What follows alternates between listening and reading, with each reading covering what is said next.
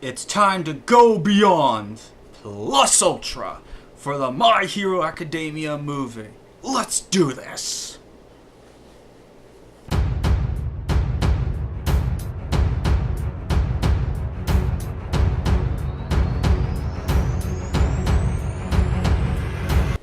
So hey guys, what is up? So tonight I just got back from the theater and I just saw My Hero Academia 2 Heroes, the movie.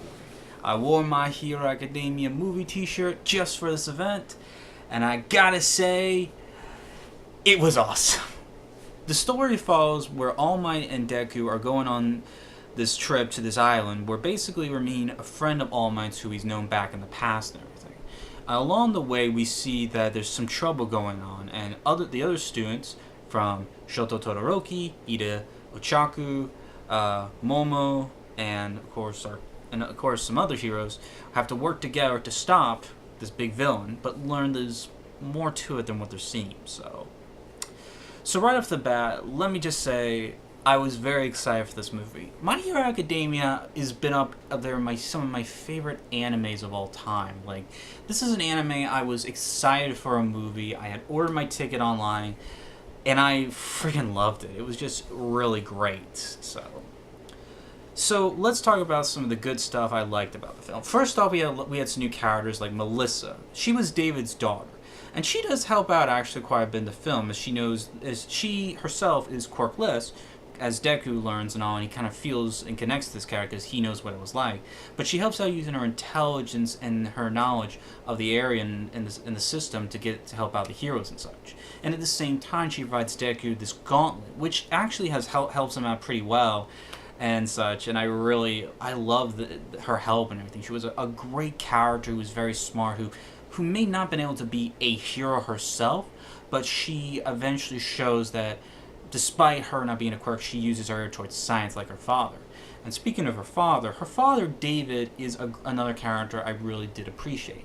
We learn in a flashback that he and All Might worked together. It was because of him he got like the costumes and such, and you kind of learn a bit of his story in the film about, he learns about All Might's condition and everything and such.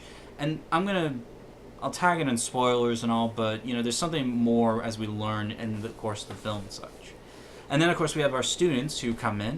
Their introductions was hilarious, especially when we see Eurybity, Momo, and such. And we just cracked up and everything. Then Ida comes running in, and then you have Minata and them just come, and then you got Bakugo and Kirishima, and then you got Todoroki and them. It was great.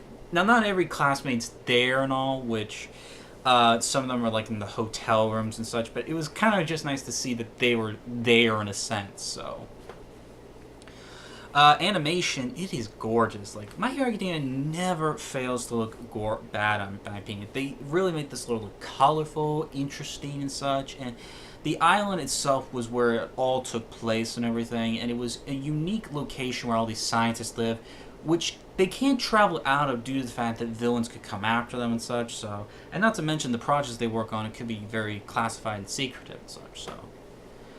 So yeah, it's a really good movie that I was excited for and all. And seeing a bit of All Might, who in the young flashbacks he has eyes and everything, which was such a weird thing to see, because if you look at the series, he doesn't have that, but yet in the flashbacks he does, and it was just kind of a little weird in my opinion and such.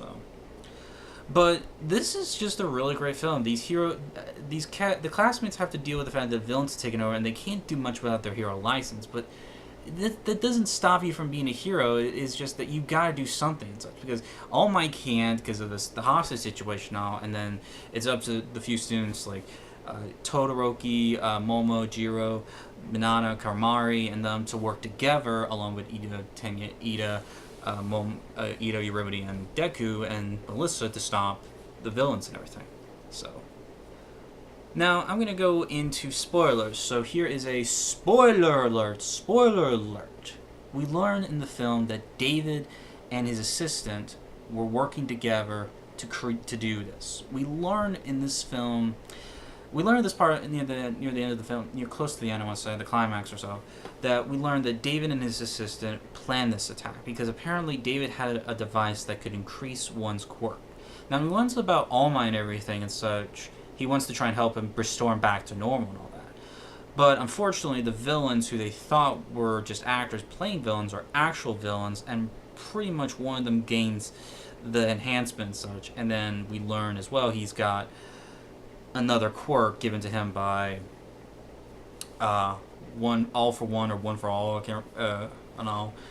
And pretty much the final scene, All Might, who's not doing well, who's not losing time and everything because he can't keep that buffed up form up forever.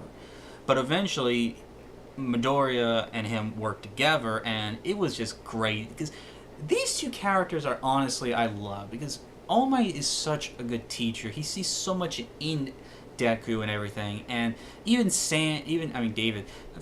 David sees it in Midoriya himself, and I really love that he sees him as the next All Might. And Melissa is kind of like her father. Maybe they'll have a relationship similar to All Might David did, and I kind of like that. I thought that was kind of nice and everything and such. So, but yeah, this film I really did enjoy a lot of. I mean, you do see that antagonist, like I said, and such, but, it's still really a good movie, nevertheless.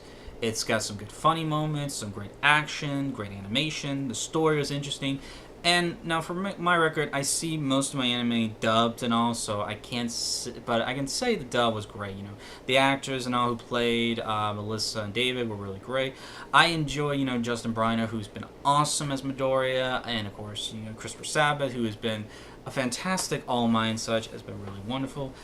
The cast in the series My Hero Academia really do a wonderful job bringing these characters to life and such, and I really enjoyed this film a lot and such, and I want to get this in my Blu-ray collection and such, So overall, what do I give this movie? I give it a solid A, of course. Come on.